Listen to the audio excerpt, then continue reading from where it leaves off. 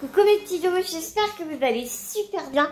Aujourd'hui, je suis très méga mais tellement contente de vous retrouver parce qu'il y a quelques temps de ça, j'avais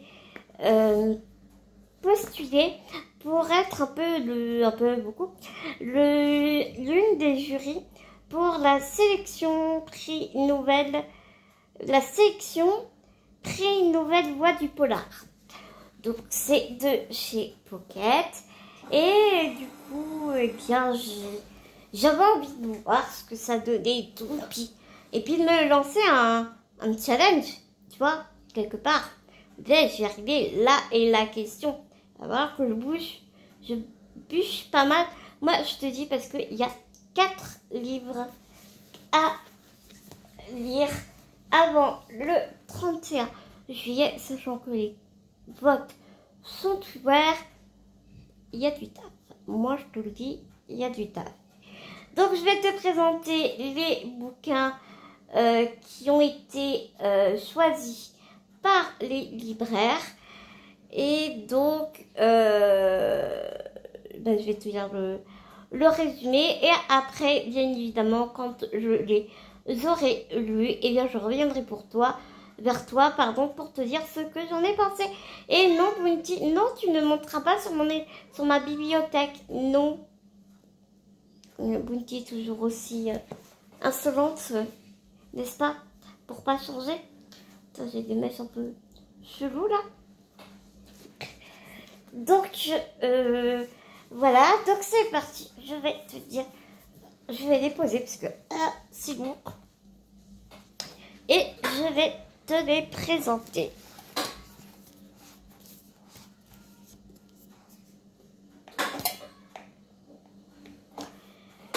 Le premier bouquin est Le Pensionnat des Innocentes, dont l'autrice est Angela Marsons.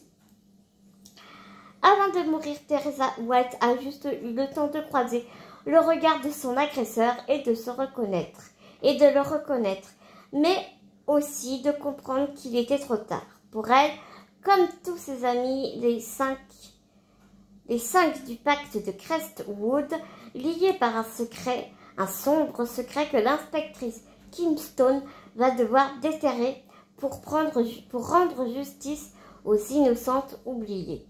Bienvenue au Pays Noir, dans une région engloutie par la désindustrialisation, je vais y arriver, le chômage et le charbon, là où tout n'est que poussière.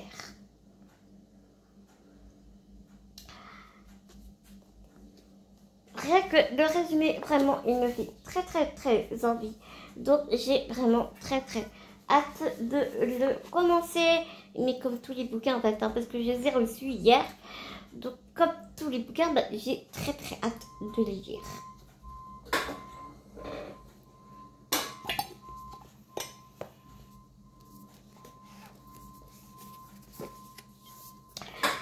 Le deuxième livre est le titre Et avec votre esprit de l'auteur Alexis Lepsker. Un peu de science éloigne de Dieu, mais beaucoup y ramène. C'est sur ces mots de son assassin que, en pleine fac de Strasbourg, un prix Nobel de chimie se voit férocement massacré et dépouillé, littéralement, de son cerveau. 4 jours plus tard, dans la région lyonnaise, un célèbre physicien disparaît des radars. Pour le lieutenant Verne, pro du poker et obsédé de mathématiques, la probabilité qu'il s'agisse d'une coïncidence n'excède pas les 15%. Probabilité que le carnage continue 100%. Mais sans passer ENT, mais plutôt sans SANG. Bibou a lu le résumé et franchement, trop bien. En tout cas, moi j'ai trop hâte.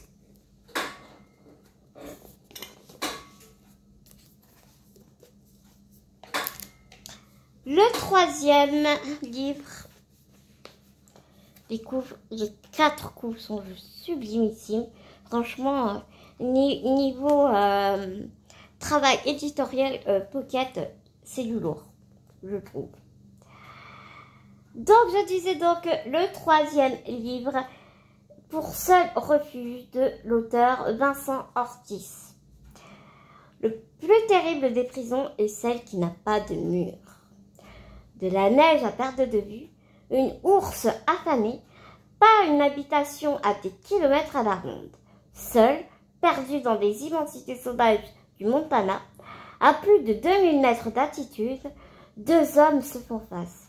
Un jeune Indien, accusé de viol avec torture, et le juge qui l'a condamné. Chacun possède la moitié des informations qui pourraient les sauver. Ensemble, ils s'entretuent. Séparés, ils meurent.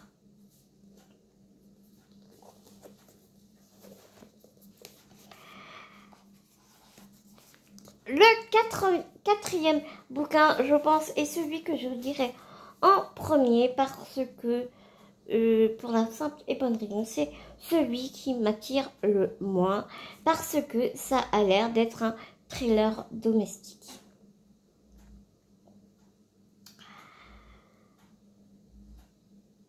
Mais qui m'a l'air très bien, mais les thrillers domestiques, j'ai souvent un petit peu de mal. Le titre de ce thriller est Une famille presque normale de M.T. Edvardsson. Une famille suédoise, tout ce qu'il y a de plus normal. C'est Sandel. Le père, pasteur, la mère, avocate, une fille de 19 ans, bosseuse, qui rêve de voyage au long cours. Le samedi, on file au cinéma. Le dimanche, en forêt. Les thrillers déchets n'oublient jamais leurs clignotants, rendent toujours à temps leur livre à la bibliothèque. Normal en apparence, du moins, comme toutes les familles qu'un meurtre sordide s'apprête à basculer avec l'horreur.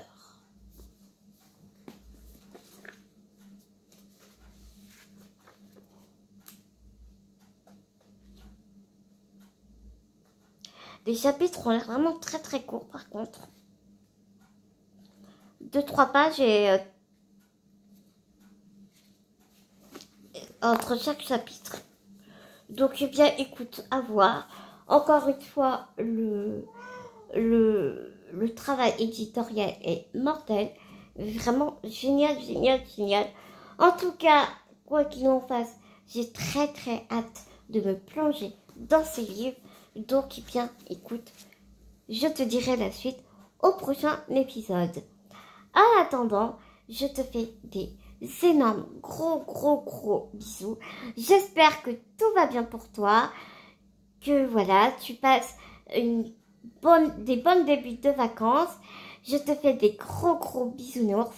Je te dis à tout vite dans une prochaine vidéo. Surtout, prends soin de toi et des gens que tu aimes. À très vite.